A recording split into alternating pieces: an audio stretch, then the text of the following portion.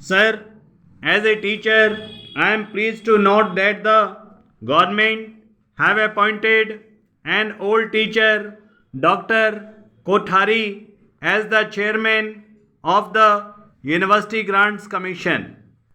We are proud of his scholarship and of his devotion to duty, and we feel that under his able guidance, the University Grants Commission would be able to render increasing service to the cause of education in this country. I am glad to know from the Education Minister that the University Grants Commission and the Education Ministry are functioning harmoniously, but I wish to point out that in the last report of the University Grants Commission, the Commission pointed out certain difficulties in carrying out its responsibilities. I do not know what steps were taken afterwards to remove those difficulties and to ensure to the University Grants Commission autonomy which is its due. Sir, we are holding a conference of the Minister of Education and conferences of the Vice Chancellors of the universities, and I feel that we should also hold conferences of the chairman of the University Grants Commissions of various states. In spite of that jurisdiction, we are holding conferences of vice chancellors of universities, and we are dealing with various educational questions if there are no university grants commissions in certain states, and if they are not functioning properly, it is the duty of the education minister at the center to deal with that problem also in the conference of the ministers of education of the various states. If they find some difficulty in having a conference of the chairman of the university grants commissions of the various states, I do submit that the universities are not functioning as autonomously as perhaps the education minister wished them to function. I know that in the last report of the University Grants Commission, it was said that freedom is vital to good education and democracy, and I know that our education minister today also repeated the same idea of the words. But I am afraid that interference in university education is rather increasing.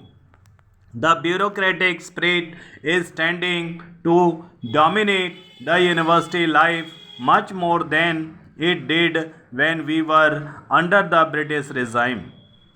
Universities in certain states are tending to be instruments of the government's policies.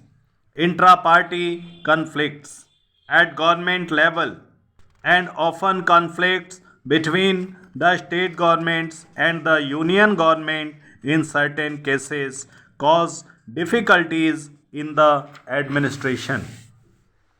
I know that for the present state of affairs, teachers and students are to an extent responsible. But I beg to submit that the higher authorities are in so way less responsible for the present state of affairs in our universities.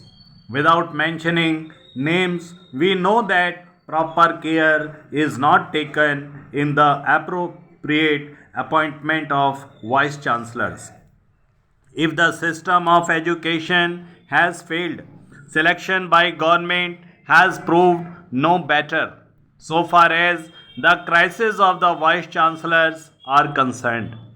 In many universities, the directors of education are chosen as vice chancellors, and I have reason to believe that their selection is in the general resented by the professors of a universities concerned. I do admit that some of the directors of education might be fit even to be in charge of universities.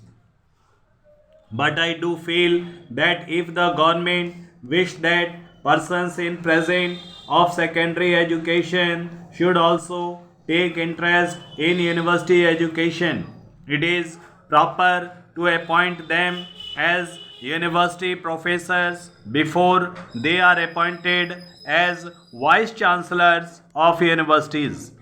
I have in mind a person like Dr. Amarnath Jha who belonged to the Provincial Education Service. He served as a university professor, had experience of university education, and then when he became the vice chancellor of the university, he discharged his duties as vice chancellor admirably well. I wish to point out that personal character, wide human sympathy, interest, and understanding of university education, capacity for leadership, faith in the democratic ideals, reputation for learning, and confidence of the authority are absolutely necessary in a good vice chancellor, and proper care should be undertaken in devising ways and means for selecting proper persons as vice chancellors of universities. I welcome the new pay scales of teachers of the central universities. I do wish to point out that there is a great need for amalgamation of the grades of lecturers and readers.